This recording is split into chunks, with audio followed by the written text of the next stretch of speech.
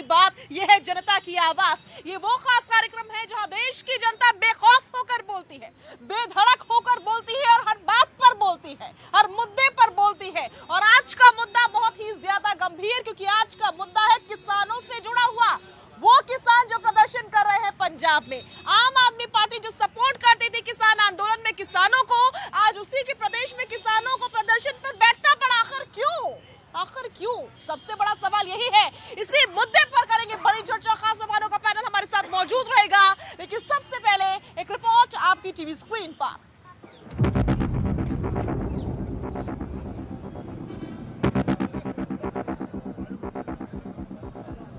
आज ਜਿਹੜਾ railway track है वो भी बंद कर दिता गया, जाम कर दिता गया।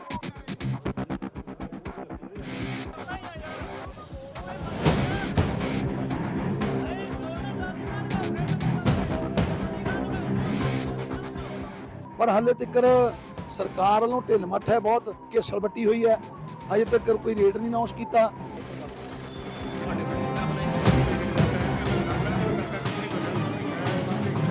तो देश की जनता एक तरफ हमारे साथ जुड़ चुकी है, आप देख सकते हैं। सभी का बहुत बहुत स्वागत करती हूं मैं भारत 24 पर जनता की आवाज में। और दूसरी तरफ खास मेहमानों का पैनल हमारे साथ मौजूद है। कौन कौन खास मेहमान हमारे साथ आज में मौजूद रहने वाले हैं, जल्दी से उनका तारुफ करवा देती हूँ। सौरभ दुबे हमारे साथ मौजूद रहेंगे, नीति शर्मा जी हमारे साथ मौजूद रहेंगी, मोहम्मद आसिफ साहब हमारे साथ मौजूद रहेंगे, रत्नीश जी हमारे साथ मौजूद रहेंगे, संजय मिश्रा जी हमारे साथ मौजूद रहेंगे और राहुल तालान जी भी अपनी उपस्थिति दर्ज करवाने वाले हैं। राहुल तालान के साथ ही शुरुआत। राहुल जी, ऐसा क्या हो गया जो आम आदमी पार्टी किसान आंदोलन में किसानों का सपोर्ट कर रही थी, आज उसी के राज्य में किसान प्रदर्शन पर बैठ गए? देखिए, वो जब दिल्ली में आए थे तो दिल्ली में सपोर्ट करना बनता था, उनको राजनीति थी। हर कोई राजनीति कर रहा है इस देश में। किसानों की भलाई के लिए क्या काम किया आम आदमी पार्टी ने? पंजाब में सरकार है, कोई काम नहीं किए। यहाँ उनको टेंट, बिजली, पानी, सारी सुविधाएं दिल्ली सरकार दे रही थी, लेकिन वो सिर्फ और सिर्फ राजनीति थी। कितना एमएसपी दे रही है, कितना उनको कर्ज माफी किया है, कितना कर्ज माफी कितना कर्ज माफ कर दिया है आम आदमी पार्टी ने। उनकी लगातार मांग है। गन्ने का क्या है, गन्ने के उनके पेमेंट क्यों नहीं किए जा रहे हैं? तो ये सारी चीज़ें नहीं हो रही हैं, इसीलिए पंजाब में किसान धरना रहते हैं और वो लगातार वो चीज़ें बढ़ती जा रही हैं। और भी कई समस्याएं जो आम आदमी पार्टी लगातार बोलती रही थी और उन पर काम नहीं किया आम आदमी पार्टी ने। तो ये सारी चीज़ें देखने की ज़रूरत है, क्योंकि जब आप वादे कर लेते हैं और वादों को निभाते नहीं, क्योंकि जब आपको इलेक्शन में जाना है तब तो आप बड़े बड़े वादे कर लेंगे किसानों से कि हम ये कर देंगे, आपको एमएसपी से इतना ज़्यादा दे देंगे, ये कर देंगे, गन्ना इतना खरीदा जाएगा, गन्ने का पेमेंट तब हो जाएगा। लेकिन अभी तक वहाँ के किसानों का गन्ने का जो पेमेंट है हुआ क्यों नहीं है? इसीलिए पंजाब में किसान धरना। ठीक है संजय जी, क्या माना जाए किसानों के साथ वोट के लिए, सिर्फ चुनावों के लिए धोखाधड़ी की है आम आदमी पार्टी ने, और जब राज्य में जीत गए हैं, जब अपना फर्ज पूरा करने का वक्त आ चुका है तो पीछे हट गए? नहीं, सरकार पीछे नहीं है। और आप भगवंत मान का भी स्टेटमेंट देखिए, वहाँ के कृषि मंत्री का भी स्टेटमेंट देखिए, वो साफ साफ कह रहे हैं, आमंत्रण दे रहे हैं कि आप आइए, बैठिए और बात करिए। भाई, बात करने के लिए सड़क नहीं है वहाँ पे, आम जनता को दिक्कत होती है, आप रेल पे मत बैठिए। वो तो आमंत्रण कर रहे हैं, वो बुला रहे हैं, बात करेंगे और 100% किसानों के साथ खड़े होंगे। लेकिन ये जो बात कर रही है बीजेपी, दिल्ली भूले नहीं हम गाजीपुर का बॉर्डर और दिल्ली के चारों बॉर्डर पे जो किसान बैठे थे, जिससे इन लोगों ने बात तक नहीं की। 28 राउंड के बाद 700 किसानों की हत्या हुई, यहाँ पे जो मारे गए, उनकी बात नहीं की बीजेपी। ये किसानों की बात करेगी? किसानों से कोई लेना देना नहीं है बीजेपी को। वो सरकारें हैं जो इंडिया की सरकार है, जो इंडिया की सरकार अभी 2024 में देखिए किसान लेकर आ रहे हैं और उनकी सरकार बनने वाली है। अब ये बीजेपी के पेट में दर्द है इसके ऊपर, लिए किसानों के ऊपर सिर्फ किसानों की बात नहीं करेंगे। महिलाओं को देख लीजिए, अभी महिलाएं, हमारी बहनें कितने दिन तक बैठी रही यहाँ पे दिल्ली के अंदर, इन्होंने कोई सुनवाई नहीं, क्योंकि इनके सांसद जी उसमें शामिल थे। तो ये बीजेपी है, आडंबर इनका है। केजरीवाल के नेतृत्व में आम आदमी पार्टी की सरकार एक बेहतर काम कर रही है, जन मोर्चा, जनहित के काम कर रही है और जन कल्याणी कार्यकाल। ठीक है नीति जी, प्लीज थोड़ा सा आगे आइए। नीति जी, क्या वाकई ऐसा है जो संजय जी ने कहा कि इस बार 2024 में किसान खास करके इंडिया गठबंधन की सरकार बनवाने वाले हैं? देखिए, आम आदमी पार्टी के जो झूठे दावे पंजाब में किए गए हैं, अभी 10 नवंबर को सुप्रीम कोर्ट ने लताड़ लगाई है इन लोगों को कि पराली की घटनाएं एज कम्पेयर टू हरियाणा और पंजाब 100 गुना है। मैं आपको डेटा देती हूँ कि पराली में, अगर आप नासा की रिपोर्ट आई है, आप पिक्चर में आपको दिखाती हूँ कि पूरा का पूरा पंजाब इस समय जल रहा है पराली की वजह से, और वो सारा धुआं दिल्ली में लेकर आ रहा है, क्योंकि एक तरफ हिमालयन रेंज है, हवा जाएगी कहाँ? उसके बाद इन लोगों ने दावा किया कि हम डिकम्पोजर लगाएंगे, बायो डिकम्पोजर लगाएंगे, पराली की मशीनें देंगे, सब्सिडी में देंगे। लेकिन एक गरीब आदमी उस मशीन को ना अफोर्ड कर सकता है सब्सिडी के बाद भी। इन्होंने दावा किया कि आपकी फसल खराब होगी, मुआवजे देंगे, इन्होंने मुआवजा नहीं दिया। इन्होंने दावा किया हम शहीदों को मुआवजा देंगे, नहीं दिया। एमएसपी पे बात हुई। और सबसे बड़ी बात, जो पराली इस समय इशू बना हुआ है, पूरे विश्व में अगर सबसे ज्यादा प्रदूषित कोई शहर है तो उस शहर का नाम है दिल्ली, जहाँ पे आम आदमी पार्टी है। उन्होंने यहाँ तक बताड़ लगाई कि आप खट्टर साहब से पूछिए कैसे हरियाणा में उन्होंने पराली को कंट्रोल किया है। अगर आपके पास सॉल्यूशंस नहीं है तो एटलीस्ट खरीद लीजिए, मुफ्त में ही ले लीजिए। किसानों को क्यों विलन बना रहे हैं? और आज अगर किसान अपने हक की बात करता है तो उसके लिए हिटलर शाही है। ट्विटर हैंडल पे देखिए भगवंत मान का, बोलते हैं आपको लोग नहीं मिलेंगे धरना देने के लिए। क्या लोकतंत्र में किसान अपनी आवाज में अपनी बात नहीं रख सकता? ग्राउंड पे मिलते नहीं है, सिर्फ दावा करते हैं आइए मिलने के लिए। लेकिन अगर ग्राउंड रिपोर्ट पूछो तो किसान के मैं आपको 100 वीडियोस दिखा दूंगी कि जब भगवंत मान से बात करने जाओ तो उनकी अवेलेबिलिटी पंजाब में है ही नहीं। ऐसा है क्या? ऐसा है क्या रत्नेश जी? ऐसी सिचुएशन है क्या? जो आरोप लगाए जा रहे हैं नीतीश जी की ओर से, पंजाब की स्थिति बिल्कुल वैसी है जैसी दिल्ली में जैसे केजरीवाल जी की सरकार सोई हुई है प्रदूषण के मुद्दे पे, वैसे ही किसानों के मुद्दे पे पंजाब में भी सो रही है। देखिए साजिया जी, सबसे बड़ी बात है कि केवल पंजाब के ही किसानों को क्यों, मैं तो ये मांग करता हूं कि पूरे देश के किसानों को कम से कम 450 रुपए प्रति क्विंटल दाम दिया जाए गन्ने का। क्योंकि मैं एक किसान का बेटा हूं, मैं अपने गांव जब जाता हूं तो मैं भी देखता हूं कि मेरे भाई और मेरे घर वाले जब मई और जून की तपती हुई दोपहरी होती है तब हम गन्ने के खेत में पानी लगा रहे होते हैं। अगर उसकी कीमत नहीं दी जाती है तो फिर दुख होता है और किसान टूटता है। भारतीय जनता पार्टी अगर पंजाब के किसानों के साथ खड़ी है तो उसको उत्तर प्रदेश के भी किसानों के साथ खड़ा होना चाहिए, उसको उत्तराखंड के भी किसानों के साथ खड़ा होना चाहिए, उसको मध्य प्रदेश के किसानों के भी साथ। भारतीय जनता पार्टी की नहीं हो रही थी, आम आदमी पार्टी की हो रही थी। भूल गए क्या उस पर? जवाब कब देंगे? आप चुने हुए मुख्यमंत्री हैं, जनता आपसे घर पे जाके नहीं रोड पे बुलाएगी तो रोड पे मिलना पड़ेगा, घर में बुलाएगी तो घर में मिलना पड़ेगा। आप जनता के नौकर हैं, आप बादशाहों की तरह बातें नहीं कर सकते। जनता का शासन है, आपको आना होगा। ठीक है, बात तो बिल्कुल सही है सौरभ जी। जब आप वोट मांगने के लिए लोगों के घरों में जा सकते हैं तो उनकी मांगों को सुनने के लिए सड़क पर क्यों नहीं आ सकते? देखिए, बहुत ही दुर्भाग्यपूर्ण है। अभी जैसे आम आदमी पार्टी के प्रवक्ता बयान दे रहे थे कि सड़कों पर मना किया गया है कि किसान सड़कों पर आकर आंदोलन नहीं करें। वो पार्टी जिसका जन्म सड़कों पर आंदोलन करके हुआ, अरविंद केजरीवाल सड़कों पर बैठ करके चिल्लाते थे। जिस पार्टी का जन्म सड़कों पर हुआ, आंदोलन से हुआ, वो पार्टी आज किसानों का हक छीन रही है और उनको कह रही है आप सड़कों पर मत बैठिए। आम आदमी पार्टी भारत के इतिहास में वर्तमान में सबसे भ्रष्ट पार्टी और सबसे धोखेबाज पार्टी है। इनके तीन नेता सेंट्रल में यहाँ पे जेल में के अंदर है। शराब घोटाले से इनको व्यवस्था नहीं मिल रही। इनके पंजाब के सीएम वो केजरीवाल का ड्राइवर बन करके हेलीकॉप्टर नचाने के लिए दिन भर दिल्ली घूमते हैं और इनको शर्म नहीं आती है। पंजाब के किसानों का हक मार रहे हैं और ये कांग्रेस पार्टी और ये आम आदमी पार्टी, इनका चाल चरित्र और चेहरा एक जैसा है। अगर ये दोनों एक दूसरे पे आरोप प्रत्यारोप लगा रहे हैं तो गठबंधन किस प्रकार का है? जनता को गुमराह करते हैं। इस भोली भाली जनता को गुमराह करने का काम आप गठबंधन बना करके करते हैं और पीछे से आरोप प्रत्यारोप लगाते हैं। यह कांग्रेस पार्टी 450 रुपए की बात कर रही है। जहां पर कांग्रेस की सरकार है आप 450 रुपए दीजिए, वहां आप पहले दीजिए अपनी सरकारों के अंदर, उसके बाद बात करिए। इसी प्रकार से आम आदमी पार्टी जिसका चेहरा दिनों दिन बेनकाब होता जा रहा है, यहाँ पर दिल्ली के अंदर बेनकाब हो चुकी है। रही कसर पंजाब में, पंजाब से भी इनका सफाया होने वाला है। जिस प्रकार से इन्हीं के विधायक को, कांग्रेस पार्टी के विधायक को उठाया किसने? आम आदमी पार्टी की सरकार ने। आपस में लड़ते हैं, मनभेद भी है, मतभेद भी है और कहते क्या है कि हमारा गठबंधन है, खाली जनता को गुमराह करने के लिए। ठीक है आसिफ साहब, ऐसा क्यों? एक तरफ जब दिल्ली में आंदोलन होता है, केंद्र सरकार के ऊपर प्रेशर बनाया जाता है किसानों के द्वारा, तब आम आदमी पार्टी आती है, कहती है हम तो भैया किसानों के साथ खड़े हैं। लेकिन वही प्रदर्शन जब पंजाब में हो रहा है, जहां खुद आम आदमी पार्टी की सरकार है, तो पीछे हट जाते हैं। मुख्यमंत्री साहब के पास तो टाइम ही नहीं है जी कि मुलाकात कर ले। हर हिंदुस्तान का आदमी किसानों के साथ खड़ा था आंदोलन के अंदर। एक सरकार काला कानून लेके आई, किसी मंत्री जो कानून लेके आया तोमर जी, जिनके बेटे का वीडियो वायरल हुआ, उसके ऊपर भाजपा की तरफ से कोई आवाज नहीं आई। वो एक स्टेट होम मिनिस्टर जिनका बेटा किसानों के ऊपर गाड़ी चढ़ा देता है और 3 किसानों की हत्या कर देता है, उसको यूपी पुलिस बचाने में लगी रहती है।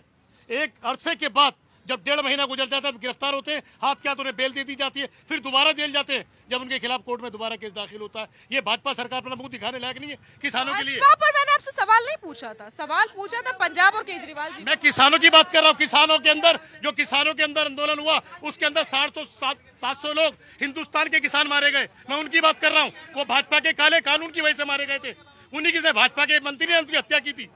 तो इसलिए और अभी जो किसान बैठे प्रदर्शन में पंजाब पर, उस पर क्या आपकी राय है? उस पर सीधी राय, पंजाब सरकार को उनकी मांगों को मानना चाहिए, एमएसपी लागू करना चाहिए। जिस तरीके से हमारे प्रधानमंत्री ने कहा था किसानों की आय दुगनी होगी, किसानों की आय दुगनी नहीं हुई, किसानों की मौतें दुगनी हुई। एमएसपी नहीं मिला, लेकिन यूरिया की कीमत डबल हो गई, डीजल की कीमत रेट बढ़ गए, तमाम चीजों जो किसानों में इस्तेमाल की डबल कर दी गई। ना गेहूं पे पैसा बढ़ा, ना किसी चीज पे पैसा बढ़ा। सिर्फ इस भाजपा सरकार ने किसानों की हत्याएं दुगनी की है। भाई साहब, आपको दर्द हो रहा है भाजपा के नाम से? जो भाजपा काला कानून लाई है उसकी बात होगी। ठीक है। जनता क्या सोचती है? जनता बेकरार हो रही है यहाँ पर अपनी बात रखने के लिए। जनता क्या सोचती है, जनता से ही जान लेते हैं। आप किसानी करते आए हैं, बताइए इस मुद्दे पर आपकी राय क्या है? मैं बता दूं, मैं राजस्थान का किसान हूँ और मैं पहले तो आरिफ जी की बात का जवाब देना चाहता हूं कि ये कह रहे हैं कि गृह मंत्री के बेटे ने 3 किसानों को मार दिया। मैं कह रहा हूं कांग्रेस सरकार ने राजेश पायलट को एक्सीडेंट मार दिया, उसकी आज तक जांच हुई? उसकी क्या हुआ? तो छुप गई वो फाइल। कांग्रेस सरकार थी नहीं, ये तो कांग्रेस का जवाब है, वो किसान नहीं थे। मैं किसान नेता की बात कर रहा हूँ। अब आम आदमी पार्टी, एक मिनट, तो आप मेरे से मैं आपको ऑन रिकॉर्ड चैलेंज करता हूँ। मैं ये कहना चाहता हूँ, ये इनको मैं अभी इनको मैं जस्टिस लोहिया की बात का जवाब देता हूँ। इंदिरा गांधी जी के खिलाफ जिन्होंने इलाहाबाद हाई कोर्ट में फैसला दिया था, उस मित्र का परिवार के जस्टिस के पूरे परिवार का आज तक पता नहीं चला है। तो मेरे को बताओ और मैं रिकॉर्ड ला के दूंगा, चैलेंज से कह रहा हूँ। अच्छा, अब आम आदमी पार्टी के लिए मैं बोलता हूँ। आम आदमी पार्टी के मिस्टर केजरीवाल ने क्या किया?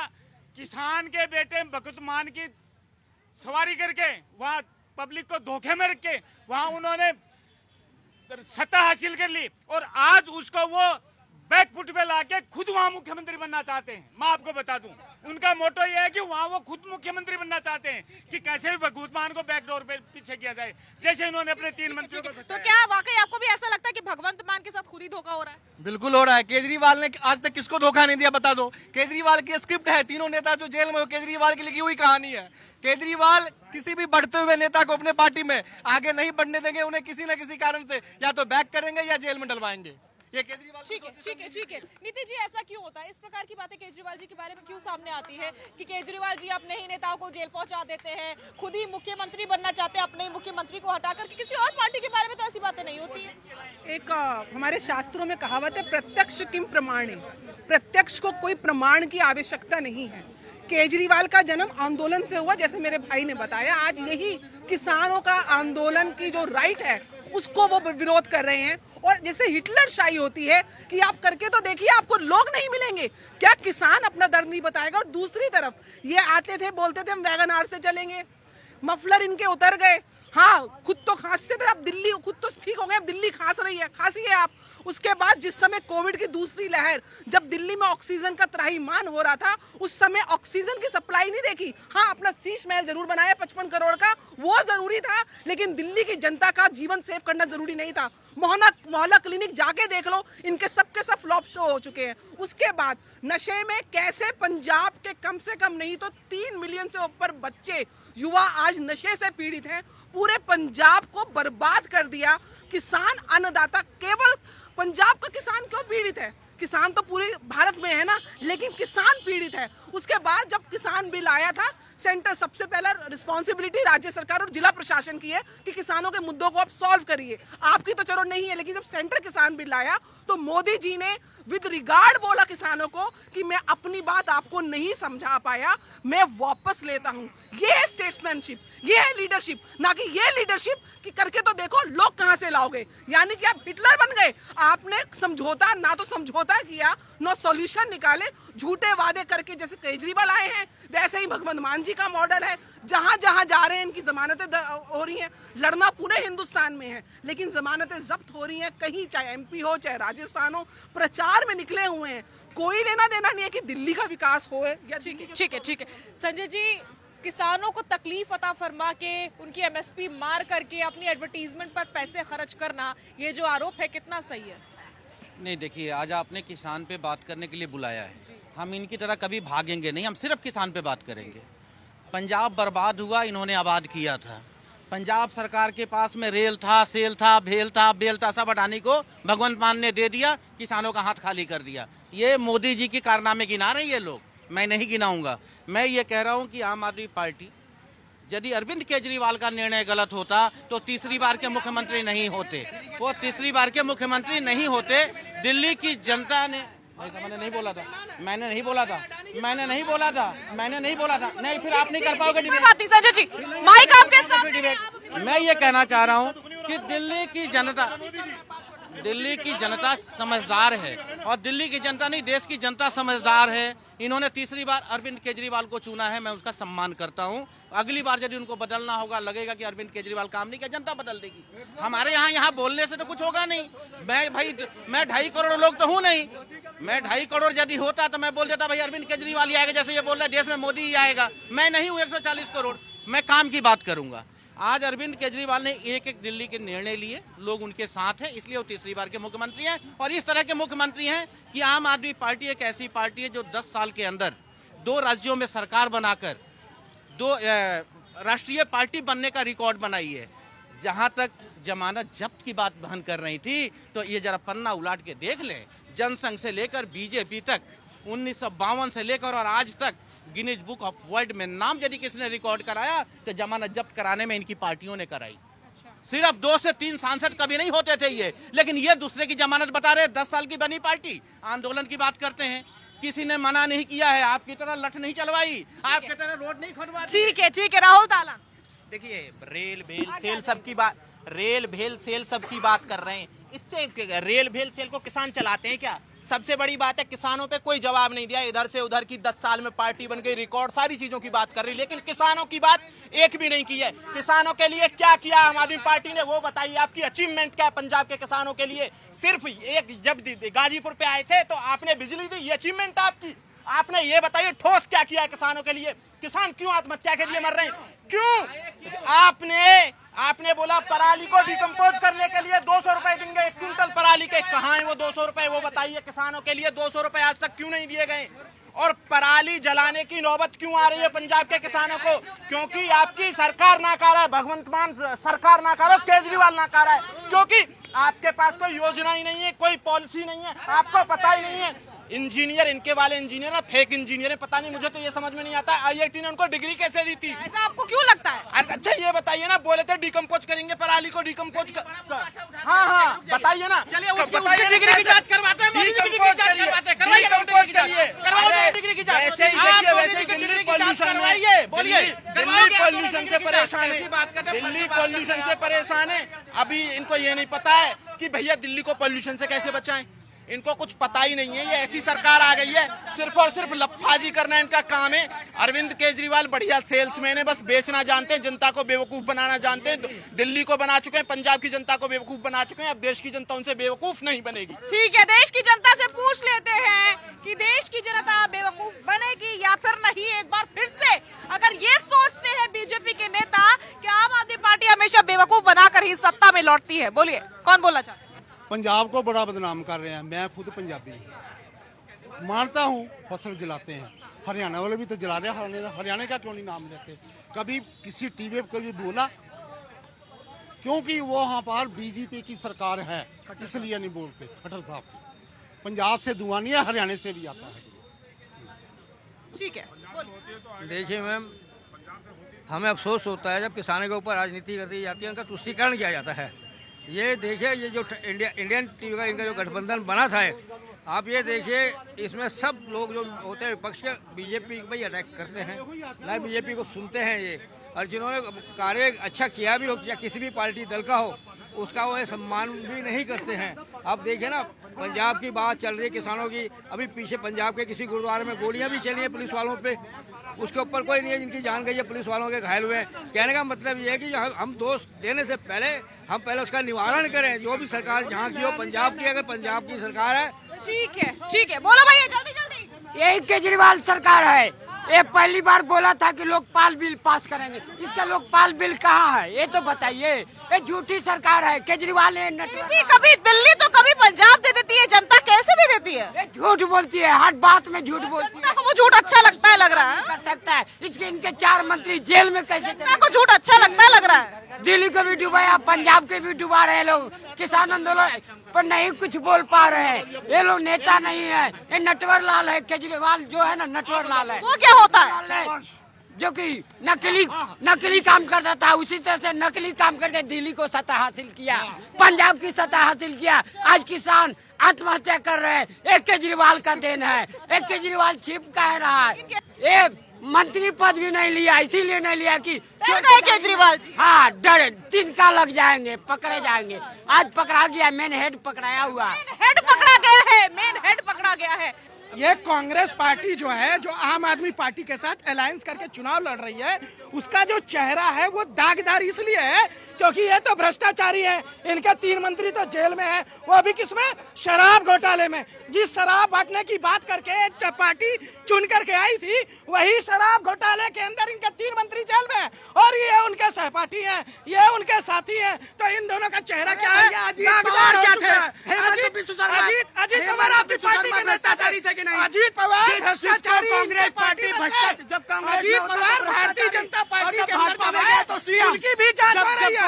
भारतीय जनता पार्टी में जब भाजपा में गए तो डिप्टी सीएम। अरे भ्रष्टाचारियों को मंत्री बनाने गले में हाथ डाल के आप लोग दोस्ती दिखाते हैं और सवाल एक दूसरे के अगेंस्ट में पूछते हैं, ऐसे कैसे चलेगा? आसिफ साहब देखिए जी, आंदोलन चला, अन्ना जी का आंदोलन, अन्ना के आंदोलन के जो लोग साथ खड़े थे, ज्यादातर भाजपा में चले गए, कुछ केजरीवाल के साथ चले गए। अन्ना का आंदोलन इतना बड़ा आंदोलन हुआ, हिंदुस्तान का अभी तक का सबसे बड़ा आंदोलन है। उसको कौन फाइनेंस कर रहा था? कौन सा मूल उस सरकार उसके लगा हुआ था?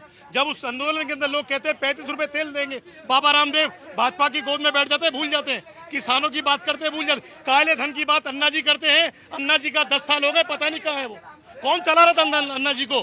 तो ये जनता पूछती है, आज देश की जनता पूछ रही है। उस आंदोलन के बीच भाजपा पे कौन कौन से लोग थे? भाजपा किस तरीके से आंदोलन को फाइनेंस कर रही थी? वो कौन सा काला धन लगा हुआ था भाजपा का, जो अन्ना के पीछे खड़ा हुआ था?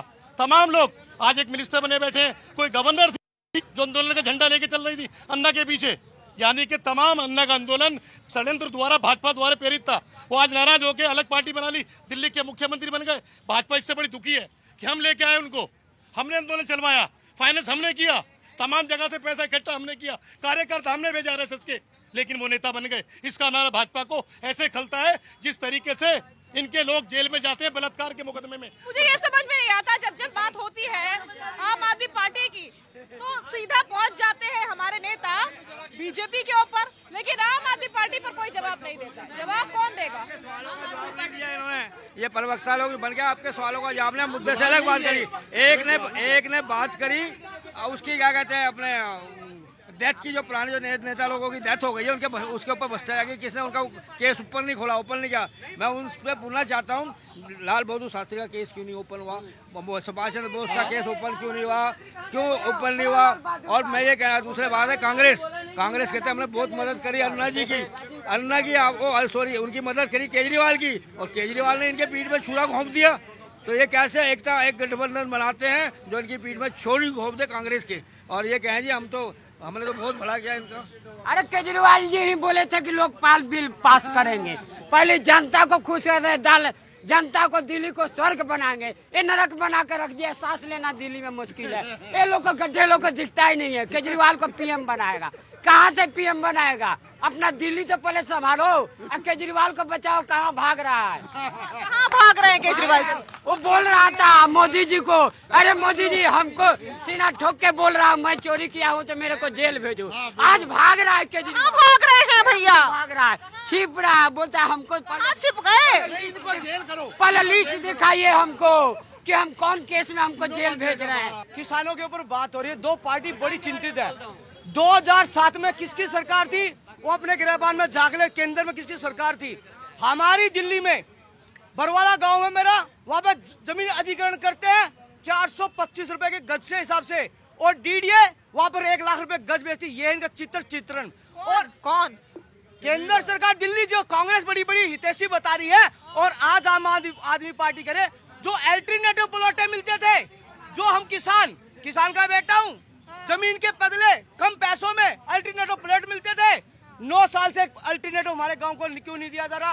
एक गांव नहीं। अरे भैया सुन ले, ये मोदी मत कर। 2007 में सरकार किसकी थी? 2000 में कांग्रेस। और अरे सुन ले सच, अब फंस गया क्या? आइधर 2007 में किसकी सरकार थी?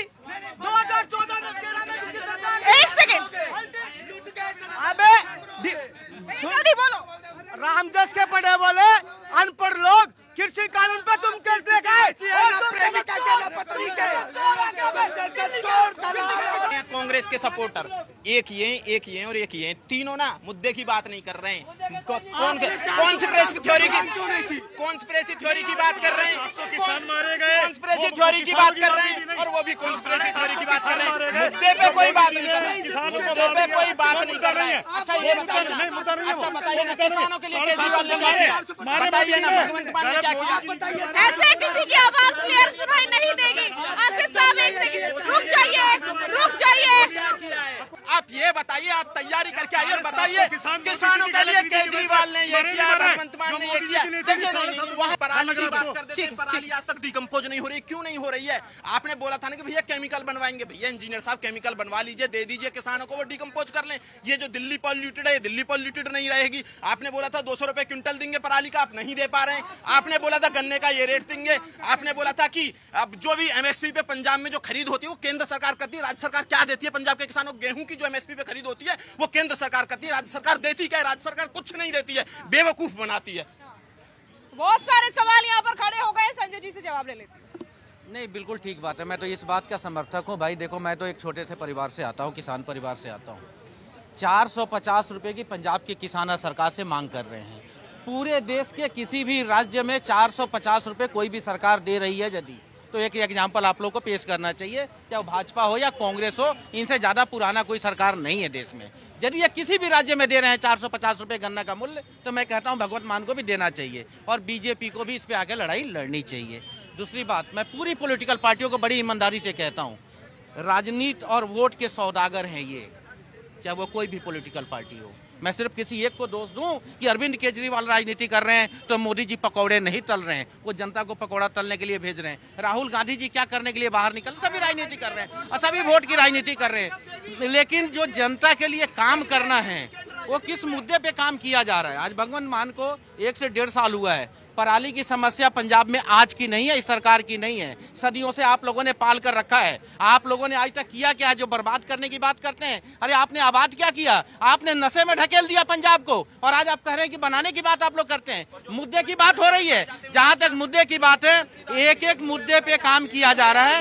एक एक किसानों के साथ सरकार है, गरीबों की सरकार है, बेरोजगारों की सरकार है, महंगाई पे काम कर रहे हैं हम। दिल्ली उठाकर देख लीजिए, सबसे कम महंगाई है। और जहां तक बात है केंद्र सरकार की, गन्ने की एक पोल खोलता हूं मैं आपके सामने, ये जो रो रहे हैं गन्ने के मूल्य पे बीजेपी, कितना रुपया केंद्र सरकार देती है, कितना राज्य सरकार देती है, और कितनी चीनी मिलें देती है। जब इनको बोलिए पढ़ के आ जाएं, जो सबसे ज्यादा यदि केंद्र सरकार दे रही है तो बढ़ा दे केंद्र सरकार, यहाँ से बैठे बैठ जाती है। तो इसमें चिल्ला चिल्ली का कोई मतलब भी नहीं बनता है। लेकिन तो किसान विरोधी लोग हैं, इनको सिर्फ चिल्लाना है और इनको वोट की राजनीति करनी है। काम करने वाला व्यक्ति 10 साल में दिख रहा है कि आम आदमी पार्टी ने किस तरह से प्रोग्रेस किया है और जनता की चहेती है। ठीक है, बोलिए मैडम। ये दिल्ली में जो है लोकपाल की का मतलब होना चाहिए था अपॉइंटमेंट, लेकिन वो आज तक नहीं हुआ। इन्होंने कहा था कि हम लोकपाल बनाएंगे।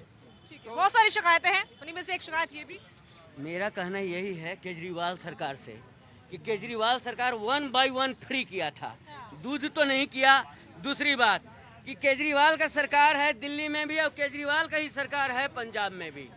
पराली का समस्या का समाधान तो उनको करना था, आखिर वो समस्या का समाधान क्यों नहीं हुआ? क्या पूरा आपने देखा कि उन्होंने किसी ने मुद्दे का और आपके सवालों का जवाब नहीं दिया और उसके चलते पब्लिक पे इतना गुस्सा आया। आपने उस आवाज़ सुनी होगी लोगों के शोर का।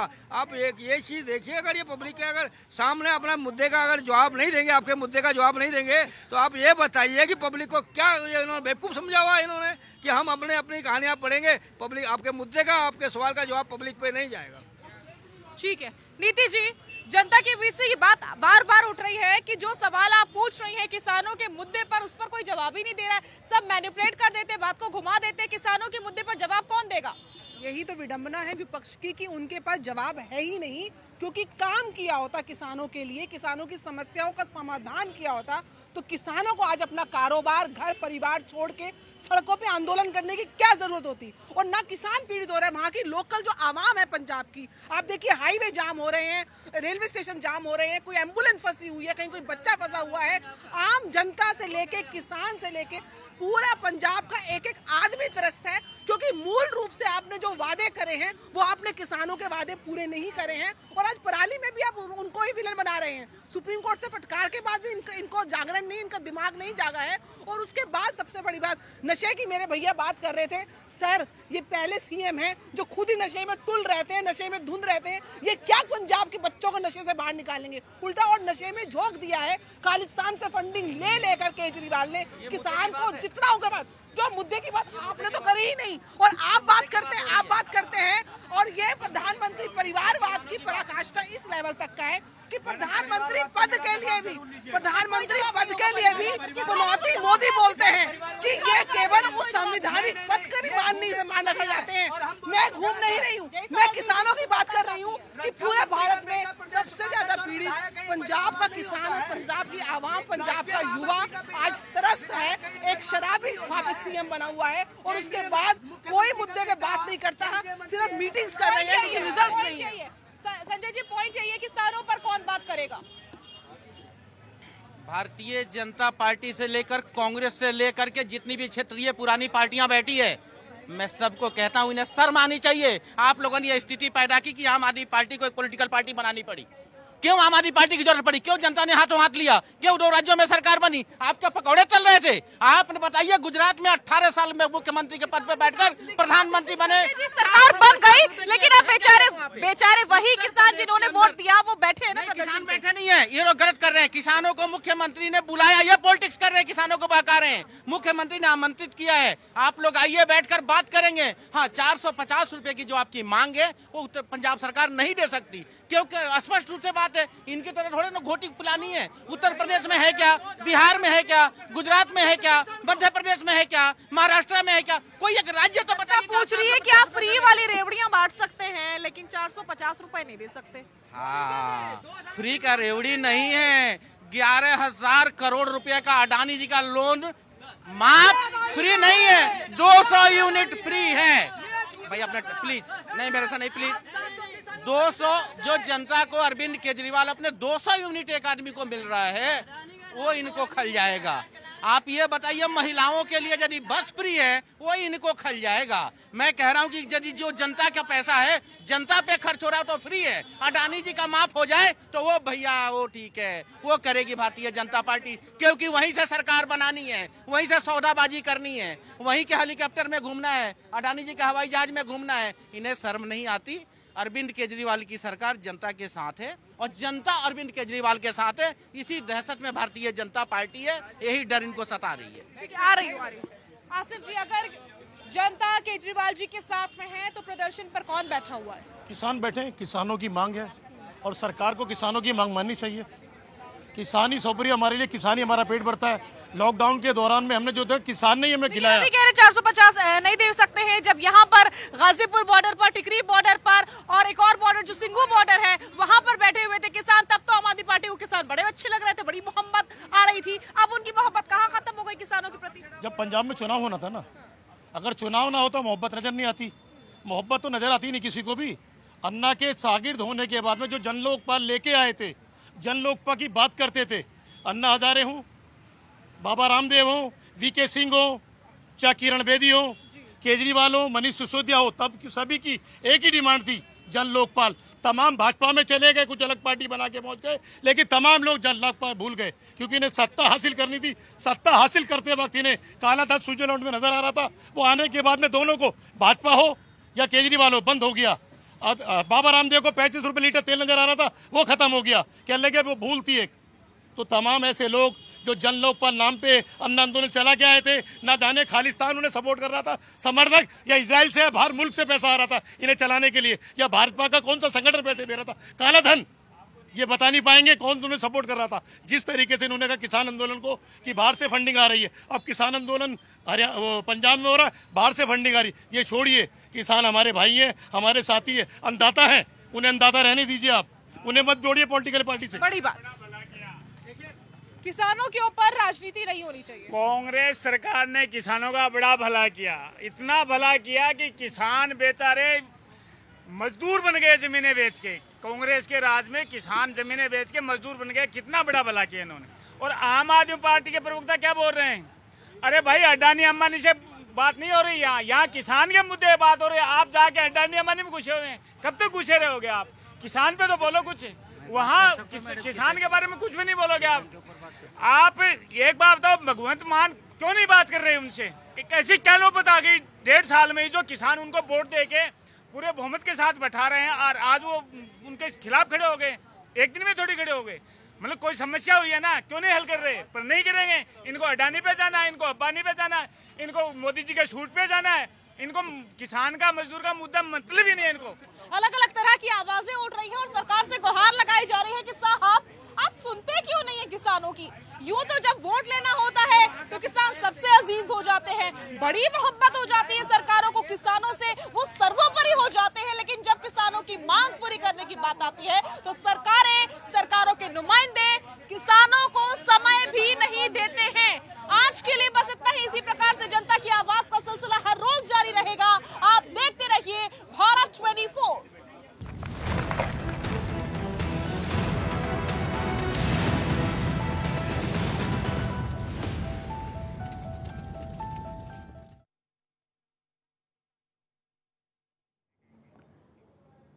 और अब बात चुनावी राज्य तेलंगाना की, जहां पर केंद्रीय गृह मंत्री अमित शाह आज हैदराबाद पहुंचकर रोड शो निकालते हुए नजर आए। इस दौरान उन्होंने बीजेपी प्रत्याशी के पक्ष में मत की अपील की, उन्होंने लोगों से वोटों की मांग की। रंगारेड्डी में अमित शाह ने रोड शो किया और इस दौरान क्योंकि तेलंगाना में 119 विधानसभा की सीटें हैं, 30 तारीख को वहां पर वोटिंग होगी और कोशिश यही बीजेपी के तमाम जो बड़े और दिग्गज चेहरे हैं वो ये कि बीजेपी के पक्ष में कहीं ना कहीं माहौल बनाया जा सके। और इसी कड़ी में जब केंद्रीय गृह मंत्री अमित शाह बीजेपी के चाणक्य यहाँ पर पहुंचे तो देखिए किस तरीके से लोगों का हुजूम यहाँ पर उमड़ा। लेकिन सवाल ये है कि क्या ये जो भीड़ है वो वोट बैंक में तब्दील होगी, या देखना बहुत ज़्यादा अहम होगा कि आखिरकार तेलंगाना का जो मत है वो किसके पक्ष में जाता है। लेकिन फिलहाल के लिए रंगारेड्डी से ये तस्वीरें आपकी टीवी स्क्रीन पर, जहां केंद्रीय गृह मंत्री अमित शाह जब पहुंचे तो उस दौरान कैसे लोगों की भीड़ उमड़ी वो आप देख सकते हैं। और बहुत दिलचस्प है तेलंगाना का मुकाबला, जहां पर एक तरफ सत्ताधारी दल BRS है, दूसरी तरफ कांग्रेस, तो वहीं बीजेपी पूरी तरीके से यहाँ पर मजबूत टक्कर देने के लिए यहाँ पर लगातार कोशिशें कर रही है और दावों का दौर लगातार यहाँ पर देखने को मिल रहा है। कई सारे वायदे, कई सारे दावे, लेकिन अब 30 तारीख का वो दिन जब तेलंगाना की जनता ये तय करेगी कि किसकी बातें उस तक कैसे पहुंची है। धुआंधार प्रचार देखने को मिल रहा है क्योंकि इस साल 5 राज्यों में चुनाव हो रहे हैं। 4 राज्यों में या तो 3 राज्य ऐसे हैं जहां पर चुनाव हो चुका है, यानी कि वोटिंग हो चुकी है। एक राज्य सिर्फ राजस्थान ऐसा है जहां पर कल वोटिंग होगी। लेकिन चारों स्टेट्स के बाद एक राज्य तेलंगाना, दक्षिण का ये द्वार जहां पर होने वाले हैं चुनाव। और इसी को लेकर के बीजेपी हो, कांग्रेस हो या फिर हो BRS, जो कि लगातार आम जनता के बीच में जाती हुई इस वक्त आपकी टीवी स्क्रीन पर ग्राफिक्स के जरिए हम आपको ये बता रहे हैं कि जो वहाँ पर सत्ताधारी दल है KCR के अध्यक्षता में वहां पर किस तरीके से बीआरएस इस वक्त चुनाव में लड़ रही है और इसके जरिए जो वायदे किए गए वो भी आपकी टीवी स्क्रीन पर है। 2014 का नतीजा क्या कुछ था लोकसभा सीट के लिए, क्योंकि 17 लोकसभा की सीटें हैं, किसके पक्ष में कितना वोट गया वो आप देख सकते हैं। बीआरएस को सबसे ज्यादा 2014 में 11 सीटें हासिल हुई थी। वोट परसेंटेज के लिहाज से अगर बात करें तो 35% जनता ने लोकसभा चुनाव के लिए बीआरएस को चुना था। कांग्रेस की बात करें तो 2 सीटें 2014 में तेलंगाना से, दक्षिण के दुर्ग से मिला था। 25% वोट शेयर था। बीजेपी को 1 सीटें 2014 में यहाँ पर मिली थी। इसके अलावा वोट परसेंटेज की बात करें तो 11% वोट परसेंटेज था। एआईएमआईएम की बात करें तो 1 सीट 2014 में 17 में से मिली थी और 13% यहाँ पर वोट शेयर था। उसी तरीके से टीडीपी भी 1 और वाईएसआरसीपी भी 1 सीट पर यहाँ पर संतोष करते हुए नजर आई। सबसे बड़ी बात है कि बगल के स्टेट में आंध्र प्रदेश में आप देखेंगे तो वाईएसआरसीपी का अच्छा दबदबा नजर आता है, लेकिन तेलंगाना की अगर हम बात करें तो यहाँ पर कहीं ना कहीं वाईएसआरसीपी को 2014 में सिर्फ 4% वोट शेयर के साथ संतुष्ट होना पड़ा था। लेकिन इसके अलावा 2019 की अगर हम बात करें तो वहाँ पर बीआरएस को 9 सीटें मिली थी। इस दौरान बीजेपी ने अपनी परफॉर्मेंस को सुधारा था। 4 सीटें लोकसभा की बीजेपी को 2019 में मिली। कांग्रेस को 3 सीटों से संतोष करना पड़ा, तो वहीं एआईएमआईएम को पिछले बार की तरह ही 1 सीट मिली थी और वोट परसेंटेज एआईएमआईएम का और घटता हुआ यानी कि 3% तक आता हुआ हमें नजर आया। ये तो लोकसभा चुनाव की बात कर ली गई, लेकिन अब आप देखिए कि तेलंगाना में जो 119 विधानसभा की सीटें हैं उस पर जातीय समीकरण क्या कुछ है। ओबीसी एक बार फिर से इस स्टेट में भी एक बड़ी आबादी है, क्योंकि 52% वोट बैंक है ओबीसी की अगर हम बात करें तो। इसके अलावा अगर हम बात करें अदर कास्ट की तो वो 23% है। एससी की बात करें तो 15% है। इसी तरीके से जो अगर हम एसटी की बात करें तो वो 10% है तेलंगाना की कुल आबादी में, और इन्हीं को साधने की कोशिश लगातार की जा रही है। ओबीसी का मुद्दा यहाँ पर बेहद ज़्यादा अहम हमेशा से रहा है। अब इंतजार है कि आखिरकार जो वायदे और दावे किए गए तमाम दलों की ओर से वो किसके पक्ष में जाते हैं, किसके अगेंस्ट में जाते हैं।